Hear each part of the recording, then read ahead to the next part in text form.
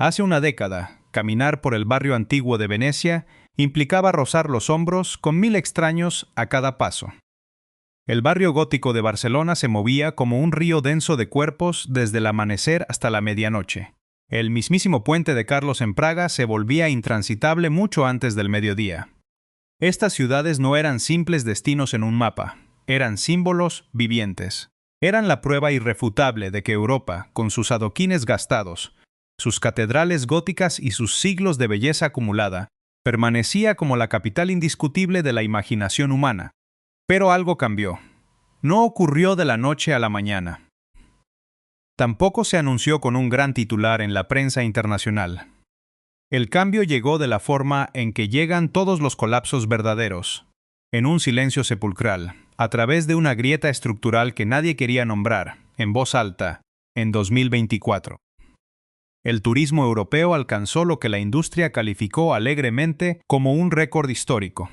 Sin embargo, detrás de esa fachada de éxito, se desarrollaba una realidad mucho más incómoda. Los flujos se estaban redistribuyendo, agrupándose en nuevas periferias, mientras que en los centros urbanos que alguna vez definieron el viaje europeo, los números comenzaban a vaciarse por dentro. Hoteles históricos operando hoy por debajo del umbral de rentabilidad. Operadores turísticos recortando rutas en secreto. Guías locales que construyeron carreras sobre una demanda de décadas, observando cómo sus calendarios se vacían de una manera que las estadísticas oficiales aún no se atreven a registrar. Las grandes metrópolis de nuestro tiempo están perdiendo su control sobre la atención del mundo, mucho antes de que los principales medios de comunicación lo conviertan en noticia. Lo que observamos no es una mala temporada ni un bache económico transitorio. Es un fallo en los cimientos del ecosistema, un proceso de calcificación que, una vez iniciado, rara vez da marcha atrás. Este patrón de desgaste es más antiguo que cualquiera de estas capitales. Roma también perdió a sus visitantes. No la Roma de los turistas, sino el imperio. Los mercaderes dejaron de llegar primero. Luego se marcharon los eruditos. Finalmente, desapareció el dinero. Para cuando el mundo civilizado estuvo de acuerdo en que el imperio romano estaba cayendo, la estructura ya se había derrumbado por completo décadas atrás. Las ciudades más queridas de Europa están aprendiendo esa misma lección hoy. Una reserva vacía a la vez. No comenzaremos con el caso más dramático, sino con aquel que revela el mecanismo con mayor claridad. Una geografía que spend 500 años acumulando una gravedad cultural que se suponía inmune a cualquier declive. Florencia, Italia, la cuna del Renacimiento, el laboratorio de Botticelli, Leonardo y Brunelleschi. Florencia atrajo a casi 14 millones de visitantes en 2019. Para 2023, los registros oficiales mostraban una recuperación nominal casi total. Pero al hablar con los propietarios de los hoteles medianos en el distrito de Oltrarno, al observar las pensiones cerca de Santo Espíritu, o al recorrer los restaurantes tradicionales en la orilla sur del Arno, emerge una radiografía completamente distinta. Los visitantes llegan, sí, pero ya no son los mismos, no permanecen, no se integran. El promedio de estadía en la ciudad del David cayó de 3.2 noches en 2015 a menos de 2.1 noches en 2023. Los ingresos por habitación disponible, la métrica financiera que realmente define la supervivencia hotelera. Acumulan 4 años consecutivos perdiendo la carrera contra la inflación en el centro histórico. Florencia se está transformando en un monumento estático, perdiendo su condición de destino. El turista actual llega para confirmar que el lugar existe, no para habitarlo. Desciende de los trenes de alta velocidad desde Roma o Bolonia, o de los autobuses conectados con los cruceros amarrados en Livorno. Satura las salas de los Uffizi durante 3 horas y desaparece antes de que se enciendan las farolas para la cena. Existe una diferencia fundamental entre una ciudad que se vive y una ciudad que simplemente se documenta a través de la pantalla de un teléfono. El perfil de calidad del visitante se ha degradado de tal forma que los pasillos traseros de los hoteles familiares, administrados por 3 generaciones, se inundan de una tensión diplomática insostenible. Florencia no está vacía, pero se ha convertido en un espacio de tránsito masivo, una estación de paso donde el mundo ya no desea quedarse a vivir. Sí, Florencia representa este desvanecimiento progresivo. El siguiente punto de nuestro análisis ilustra una ruptura mucho más abrupta. Brujas, Bélgica. Durante 2 décadas, este enclave fue el modelo perfecto del turismo de patrimonio europeo. Sus canales calmos, las torres medievales y los carruajes de caballos moviéndose por calles quirúrgicamente preservadas desde el siglo XV. Era una especie de parque temático construido con historia real. Entre 2018 y 2024, las pernoctaciones en Brujas cayeron aproximadamente un 22% en comparación con las líneas de base previas a la pandemia. Incluso tras ajustar los datos con la recuperación general de otras ciudades belgas. Las autoridades de la región flamenca publicaron estos balances con extrema cautela política, pero la realidad en los muelles es menos sutil. En el canal d'Igbert, los administradores de la hotelería local confiesan no haber visto un solo fin de semana de ocupación total consecutiva desde 2017. ¿Qué ocurrió en Brujas? Lo preocupante es que no se trata de una historia donde algo salió mal. La ciudad no se volvió peligrosa, ni sufrió una crisis de infraestructura insólita. El problema de Brujas es que no cambió en absoluto. Los visitantes que sostuvieron su economía durante 20 años eran viajeros recurrentes, personas que regresaban porque la experiencia era predeciblemente hermosa, predeciblemente pacífica, predeciblemente idéntica. Esa confiabilidad se convirtió en su identidad, pero esa misma identidad terminó por calcificarse, volviéndose irrelevante para una nueva generación que no busca la belleza congelada en un escaparate. Brujas ha sido fotografiada de manera tan idéntica y repetitiva que sus propias imágenes han perdido el aura que las hacía magnéticas. Se transformó en un cliché de sí misma. Y los clichés, por más bellos que sean, no llenan habitaciones de hotel. Este fantasma de la pérdida de identidad recorre ahora las murallas de Dubrovnik, Croacia. Existe una tragedia muy particular en una ciudad que alcanza su máxima fama global y el inicio de su abandono financiero dentro de la misma década. Dubrovnik logró una saturación mediática absoluta gracias a la industria del entretenimiento. Entre 2012 y 2019, su volumen de visitantes se triplicó. Sus murallas de piedra caliza y el telón de fondo del Adriático pasaron a ser el decorado cinematográfico que todo el planeta quería pisar. Pero los equipos de producción siempre se mudan a otro escenario. Para 2023, la ciudad se enfrentaba a una dinámica indescifrable para sus folletos promocionales. El volumen bruto de cuerpos seguía ingresando por las puertas de la muralla. Pero el segmento de alto gasto, los viajeros que sostenían los hoteles boutique, los que cenaban en los restaurantes del casco antiguo y alquilaban embarcaciones para recorrer las islas, comenzó a migrar hacia el sur. Se desplazaron hacia Montenegro o la Riviera de Albania, hacia geografías que aún no han sido devoradas por su propia celebridad.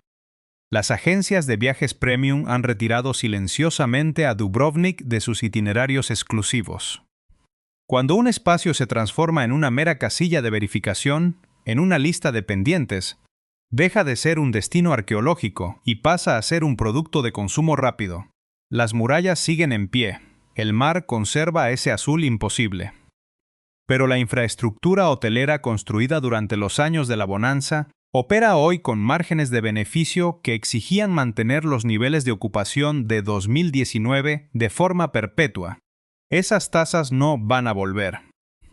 El sistema del turismo patrimonial europeo, edificado sobre la promesa de la escasez, se está desmantelando debido a la hiperabundancia. Cuando cualquier rincón del mapa se vuelve accesible al instante, todo rincón corre el riesgo de volverse ordinario. Y lo ordinario carece de la fuerza mística necesaria para movilizar economías complejas. Esta lección la comprende perfectamente Edimburgo, Escocia, una ciudad que observó el colapso de sus vecinos y, sin embargo, replicó exactamente el mismo proceso de autoconmoción.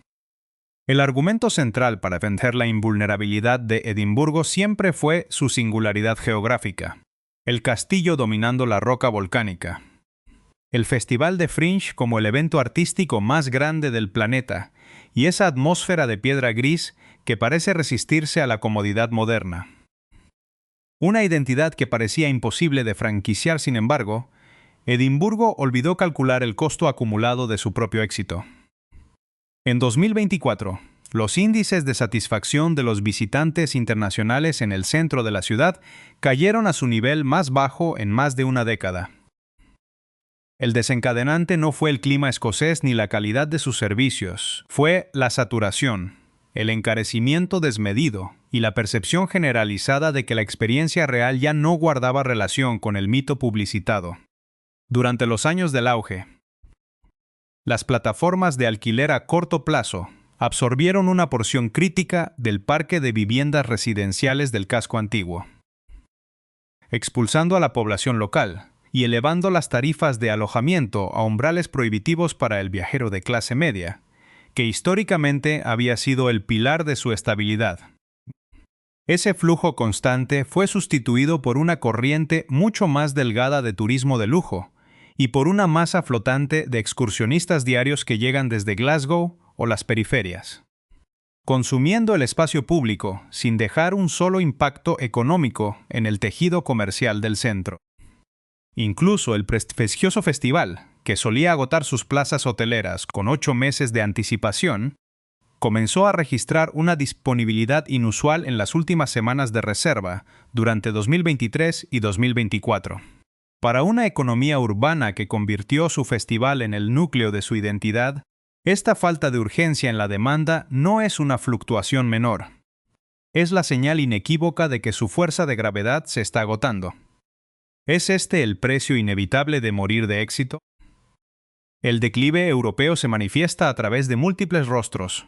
A veces es la pérdida de exclusividad.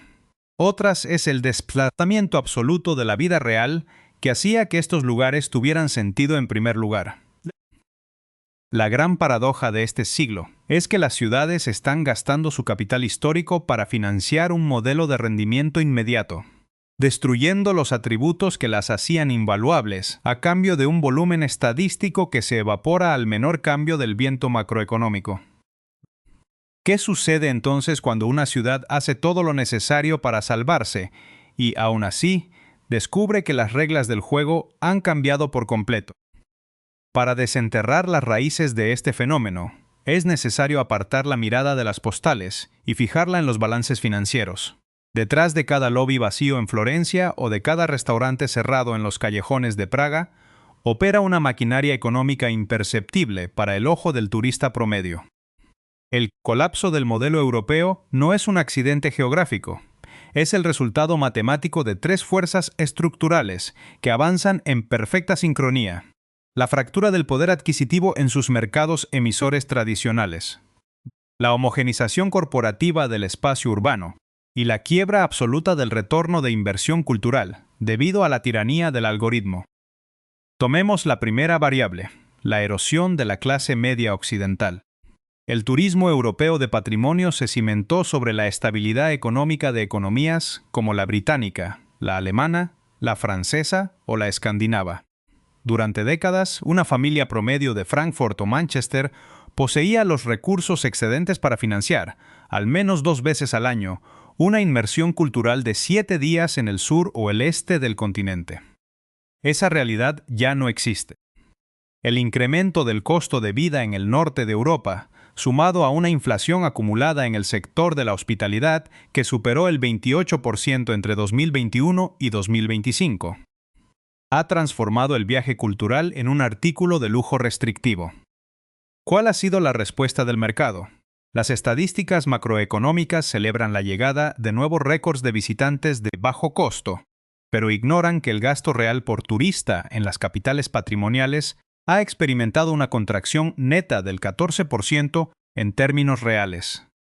La masa humana que hoy abarrota el centro de Ámsterdam o Lisboa no pernocta en sus hoteles de 3 estrellas, se aloja en periferias difusas y consume en establecimientos de comida rápida controlados por fondos de inversión globales. El flujo se mantiene en volumen, pero el capital que sostenía la arquitectura social de las ciudades se ha evaporado. los operadores locales se enfrentan a una ecuación insostenible. Soportar los costos de mantenimiento de un entorno masificado, mientras los ingresos directos caen a niveles mínimos de rentabilidad. Esta asfixia financiera conecta directamente con el segundo motor del declive: la gentrificación corporativa o la destrucción del tejido local por el capital transnacional. En lugares como el barrio de la Alfama en Lisboa o el casco antiguo de Edimburgo, la vivienda residencial no solo cambió de manos, sino de naturaleza jurídica.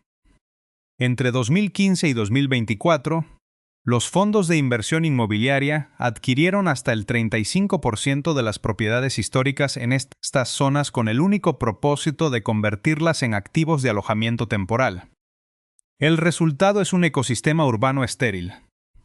Cuando una corporación con sede en Delaware o Frankfurt adquiere un edificio medieval en Brujas para subarrendarlo en plataformas digitales, extrae el capital directamente de la economía local. El panadero tradicional, el artesano y el residente que dotaban de autenticidad al vecindario, es forzados a desplazarse ante un incremento del suelo que, en casos como Dubrovnik, alcanzó el 400% en menos de una década. Lo que queda es un cascarón vacío.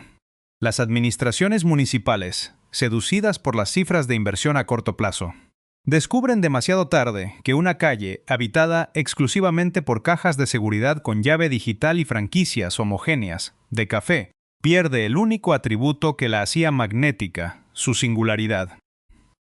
El turista de alto valor abandona el destino no porque se haya vuelto costoso, sino porque se ha vuelto idéntico a cualquier otra terminal de aeropuerto del mundo. Es aquí donde interviene la fuerza más sutil y destructiva de nuestra era: la tiranía del descubrimiento algorítmico. Durante el siglo XX, el viaje a Europa era un acto de peregrinación cultural guiado por la literatura, la historia y la recomendación pausada. Hoy, el flujo de viajeros es dirigido por un sistema de distribución de atención optimizado para el impacto visual inmediato. Las plataformas digitales han reducido complejos legados históricos a meros escenarios de 15 segundos. Este mecanismo genera una concentración patológica del espacio. En Praga, el 78% de los impactos fotográficos en redes sociales se concentran en una franja geométrica que representa menos de 2 kilómetros cuadrados de la ciudad. El algoritmo premia la repetición. Le dice al usuario qué debe ver para validar su estatus social ante su red de contactos. De este modo, la experiencia turística se convierte en una línea de ensamblaje. Santorini no se visita para entender la cultura cíclada, se visita para replicar una imagen que ya ha sido consumida 1 millón de veces en pantallas ajenas. Esta dinámica destruye el concepto del viajero recurrente.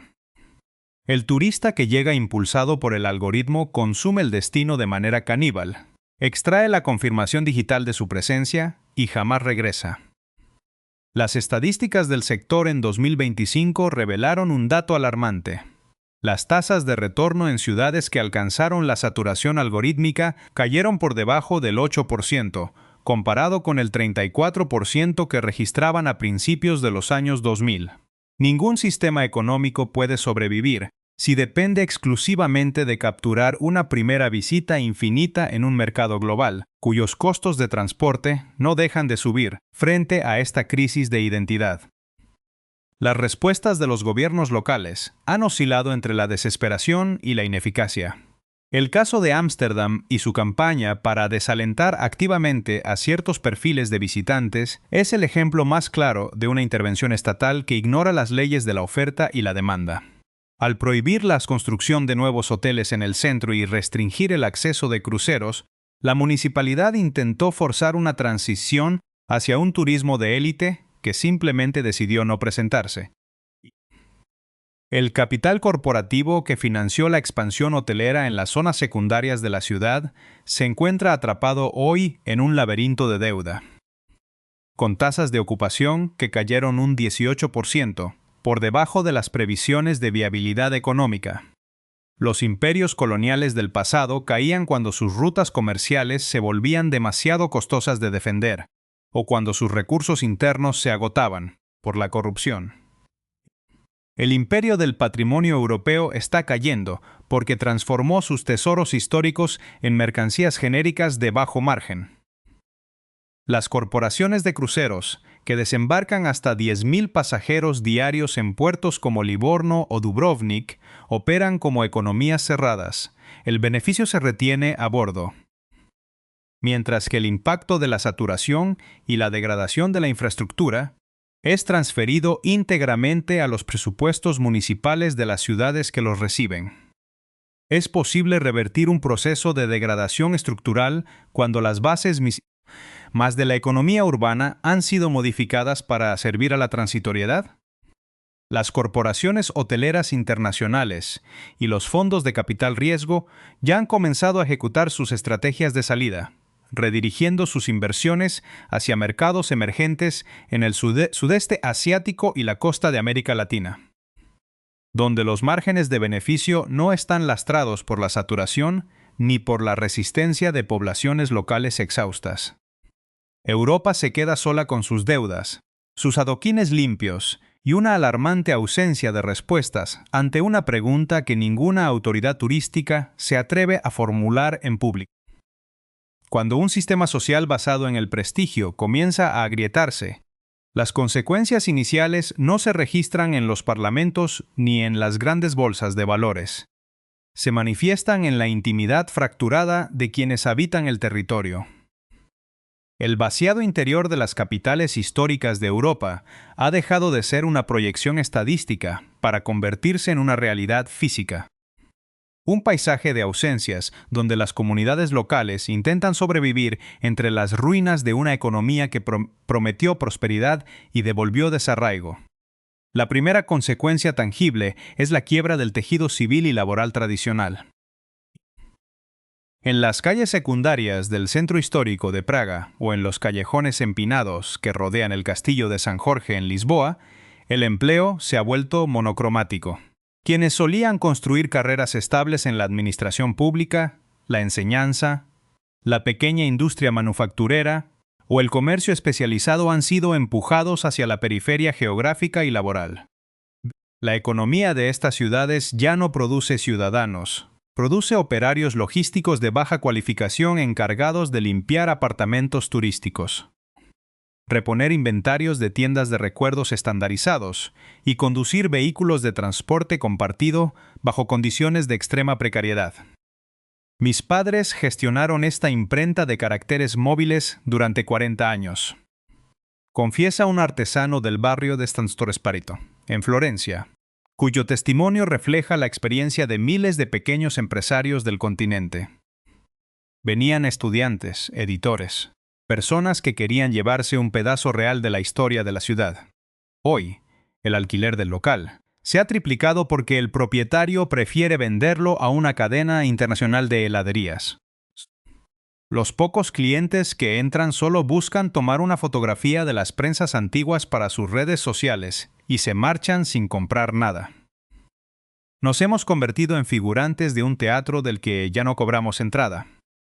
Esta pérdida de funcionalidad transforma a las ciudades en lo que los urbanistas denominan museos vacíos, espacios formalmente perfectos, con fachadas restauradas, con precisión milimétrica, mediante subvenciones europeas, pero desprovistos de la fricción social orgánica que define a una comunidad viva.